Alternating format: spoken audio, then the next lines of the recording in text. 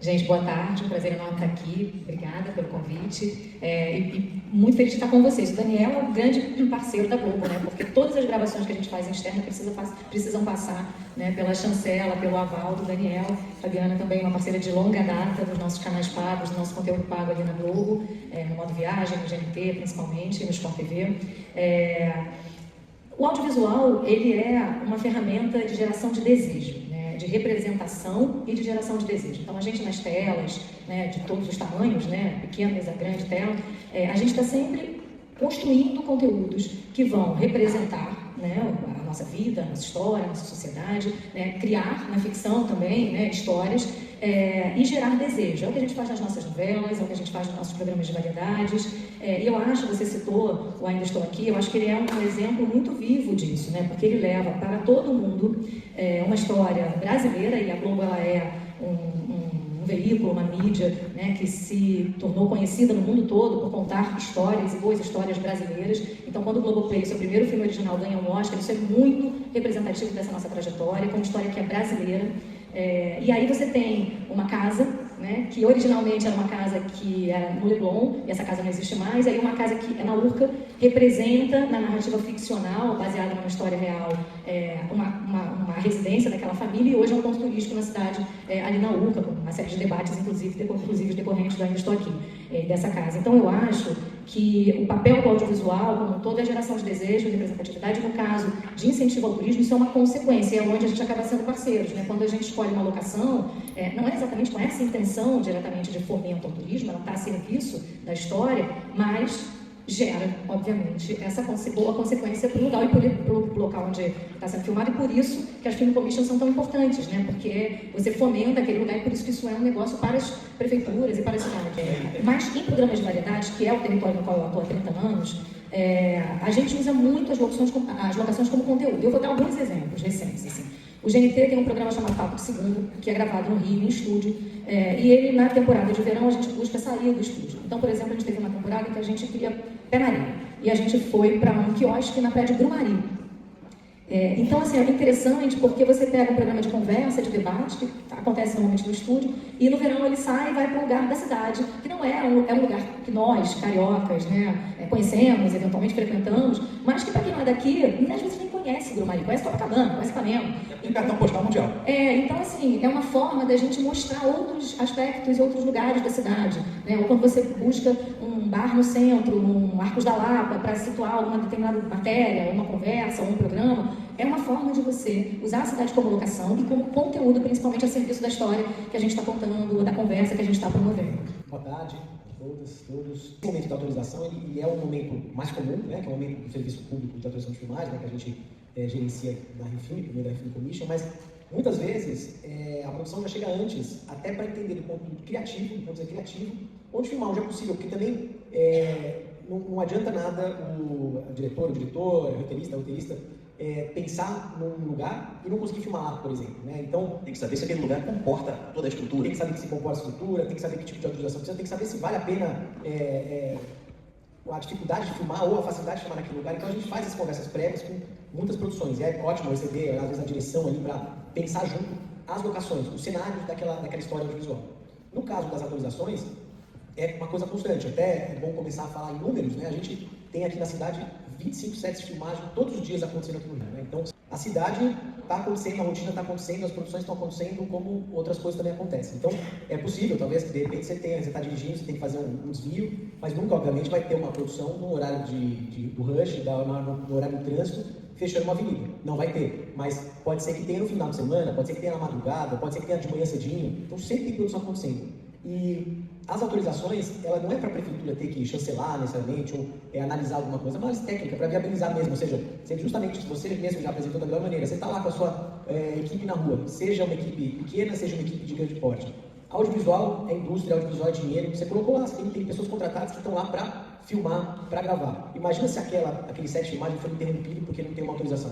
Você vai sair no prejuízo, você vai tem agenda de elenco, tem agenda de técnico, um monte de coisa envolvida, então você quer estar lá da melhor maneira. Então é isso que a prefeitura vai garantir, a autorização em mãos, num prazo curto, de acordo, né, com a dinâmica da produção audiovisual, e todas as produções do curta-metragem, a novela, a publicidade, a série, o videoclipe, passam ali por nós justamente para isso, para a gente viabilizar a ocupação do espaço público pela exposição, ela leva em conta tudo isso, ela leva em conta o evento que já está autorizado, ela leva em conta a feira livre que está autorizada, ela leva em conta ocorrências na cidade, ou seja, tem que ter alguém na prefeitura, alguém no governo avaliando isso, né, que conhece o espaço. Então, é uma equipe, né, da nossa equipe de Refin Commission, que trabalha em conjunto com outras 30 pessoas da prefeitura para a viabilização de imagens todos os dias. Prazer estar aqui com vocês, boa tarde a todos, que honra estar aqui dividindo o palco com Patrícia Kolinski, maravilhosa, Daniel Tchelle e Marcos, muito obrigada. Então, vamos falar agora do marketing e também de audiovisual, né? Os grandes eventos, eu como diretora de marketing da Secretaria de Turismo, a gente foi atrás desses grandes eventos, porque a gente veio de um pós-pandemia que o mundo do turismo tinha parado. E uma das primeiras coisas da nossa estratégia foi pensar, precisamos atrair grandes eventos, como já tivemos há 20 anos atrás os shows dos Rolling Stones. Queremos marcar uma época e dar uma virada de chave para botar o Rio de Janeiro de novo nessa prateleira internacional de desejo, das pessoas quererem vir para cá.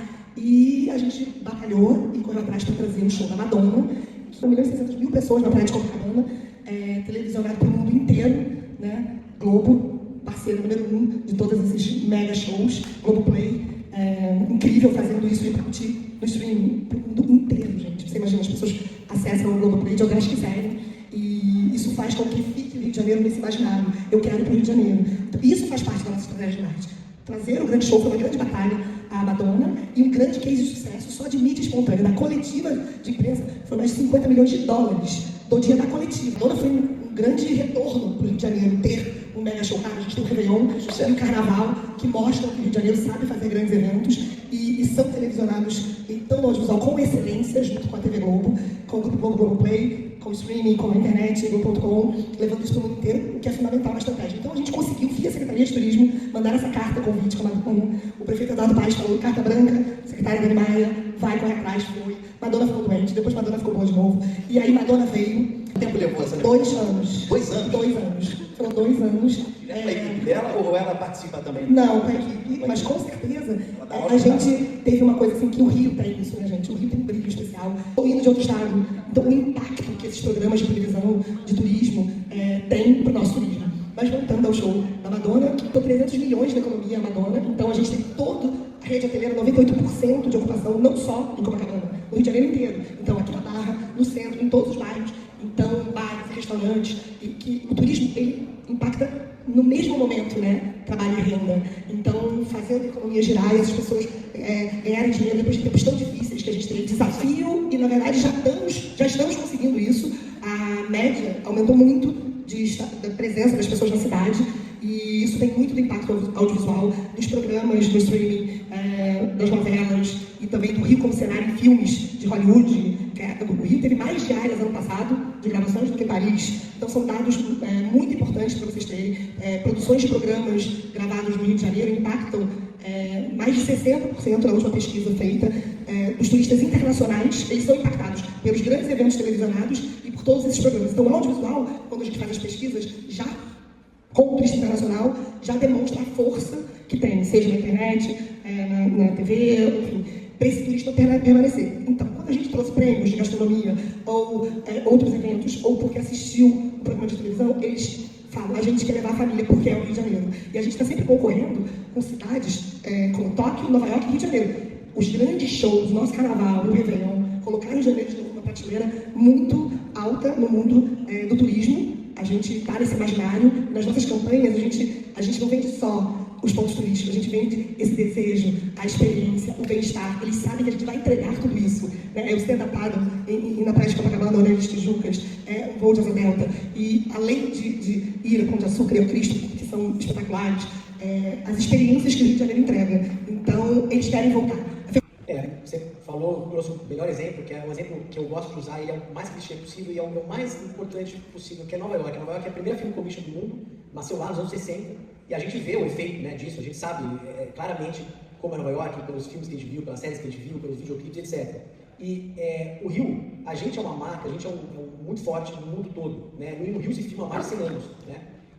Mas qual que é o desafio, né? A gente ter o Rio de Janeiro, isso pensando em produções internacionais, né? De grande porte, filmando o Rio como Rio, aqui no Rio, né? E isso passa por esse trabalho, por essa política pública de estímulo às filmagens, e que tem muito a ver com a questão da promoção do destino, como o turismo faz muito bem, é promover o destino como um destino atrativo e competitivo, o chamado destino film-friendly, né? Então, como a gente se torna mais competitivo para as produções virem para cá? Isso vem acontecendo, nosso trabalho logo, em novembro, estreia uma série de grandíssimo porte que foi filmada aqui, a maior dos últimos 10 anos, não vou falar qual é, mas que vinha filmar aqui 5 diárias e acabou filmando 3 semanas. Isso foi uma produção audiovisual de grande porte, foi um grande, a gente comemorou, porque é o comum. Você quer Rio na história, isso já é ótimo pra gente, Rio é uma marca importantíssima e conhecidíssima no mundo, só que também a gente quer movimentar a economia, a gente quer gerar pós-trabalho com as produções audiovisuais. Então o desafio é, e a gente vem trabalhando nisso, para atrair essas produções e elas ficarem aqui por mais tempo, elas gastarem aqui, empregarem aqui. Tem muito a ver com o turismo isso, né? Você quer que o turista fique aqui mais tempo também. Então a boa experiência do turista, a boa experiência do produtor visual, ou seja, do empresário, dos profissionais aqui no Rio, faz com que essas produções fiquem mais tempo. E aí você tem um fator que influencia na competição, que é um chamado mecanismo econômico de atração de produções, né? Então, aqui a gente no Rio tem o cash rebate, que a gente coloca dinheiro para atrair dinheiro, né? A prefeitura. É um investimento. É um investimento. A gente está olhando como investimento. Então, a gente acena para o mundo e fala, opa, ó, Rio de Janeiro tem esse estímulo, vem filmar aqui, traz dinheiro, gasta aqui, emprega aqui. E aí a gente passou a fazer parte das 111 localidades do mundo que tem algum tipo de incentivo. Então, é muito comum você ver, mesmo hoje em dia, Nova York, sendo filmado em outros lugares do mundo por causa dos incentivos. Ou séries, e aí entra muito turismo junto, né? Você tem aqui o White Lotus, né, que grava em vários países, né, localidades, pelo incentivo que esses países dão. Isso influencia muito na escolha das locações, né, de onde as histórias vão ser contadas.